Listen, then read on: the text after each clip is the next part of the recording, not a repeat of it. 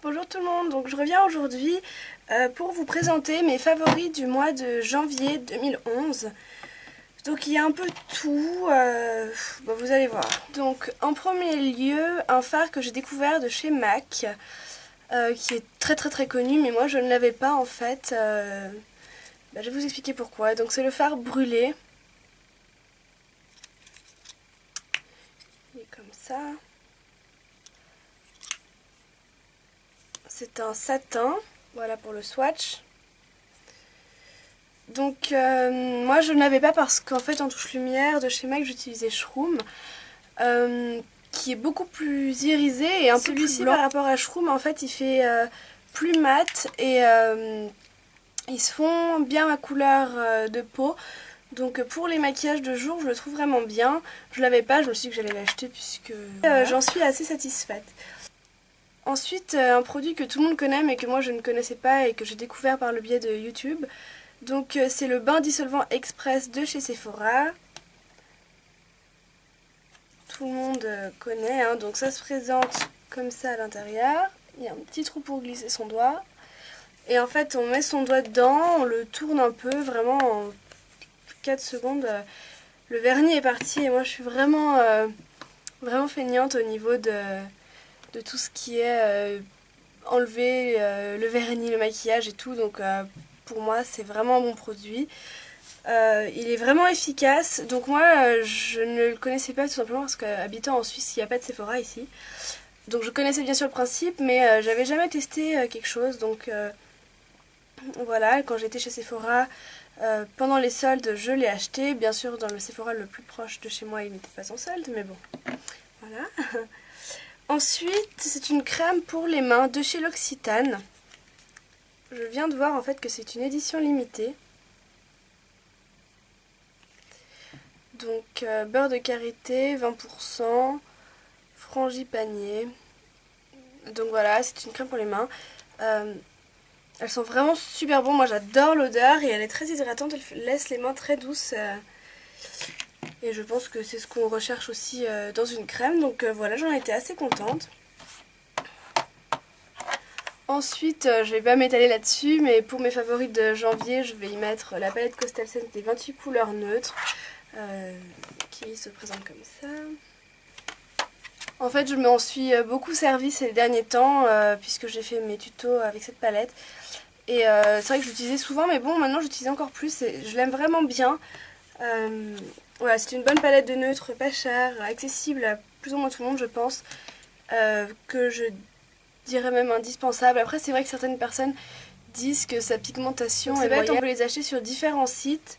Peut-être que sur eBay ou quoi que ce soit c'est pas les mêmes fabricants, donc les fards ont une pigmentation différente, je sais pas, mais en tout cas moi personnellement j'en suis satisfaite. Ensuite dans mes favoris de janvier je vais mettre un parfum, celui-ci, de chez donc Laura Mercier. C'est l'eau de lune. Donc malheureusement je ne peux pas vous faire sentir, mais c'est avec beaucoup de regret parce que j'adore cette odeur vraiment.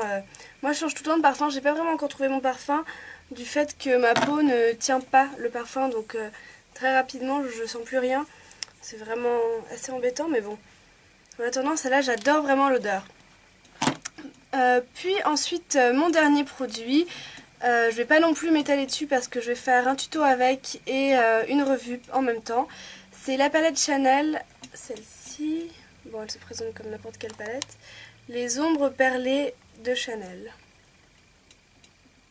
Donc on en a pas mal entendu parler par Beauté Blog et c'est vrai que j'ai été tentée de l'acheter puisque je sais pas, je trouve qu'on est toujours un peu déçu de la pigmentation des fards. Enfin, moi personnellement, je trouve que les grandes marques, plutôt de luxe, au niveau des produits de beauté, tout ce qui est fard, on est toujours assez déçu. Voilà, enfin, on trouve beaucoup mieux pour beaucoup moins cher. Donc c'est vrai que moi j'achète vraiment quasiment plus rien, en tout cas au niveau des produits des yeux. Tout ce qui est fard ou blush, j'achète plus dans les grandes marques. Comme je sais pas Dior, Guerlain, Chanel, voilà, parce qu'on en est souvent déçus. Mais alors cette palette se présente comme ceci. Je sais pas si vous verrez bien les reflets parce qu'en fait j'ai vu que sur ces vidéos on les voit pas trop. On voit peut-être un peu mieux, voilà. Voilà, j'adore cette palette, les fards sont vraiment géniaux. Je vais pas trop voilà, m'étaler puisque je vais bientôt faire un tuto avec, donc ça n'en vaut pas vraiment la peine. Mais pour la petite anecdote, elle est livrée avec... enfin, elle est livrée, non, mais quand on l'achète, il y a donc ces petits pinceaux là. Donc 3 embouts mousse et un petit pinceau.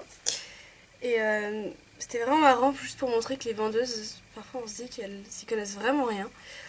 Au moment de l'acheter, alors la vendeuse me dit, donc vous savez, ces palettes sont livrées avec les petits applicateurs mousse, nanana. Donc oui, je sais. Je vais les virer en arrivant à la maison, mais oui, je sais.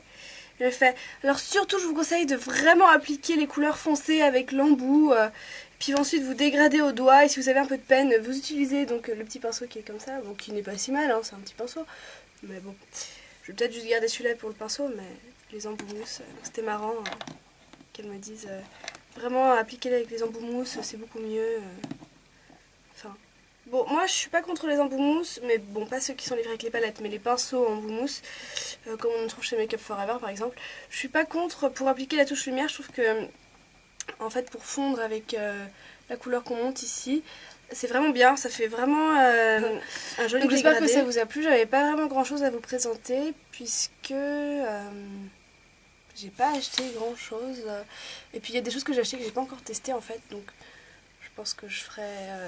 Enfin, je le mettrai plutôt dans ma vidéo pour mes favoris de février. Puisque je pense faire cette vidéo, je trouve que c'est intéressant de voir les favoris de tout le monde. On découvre des nouveaux produits. Bon, c'est un peu vicieux, bien entendu. Hein. Mais bon, j'espère que ça vous a plu. Et puis, je vous dis à bientôt dans une prochaine vidéo.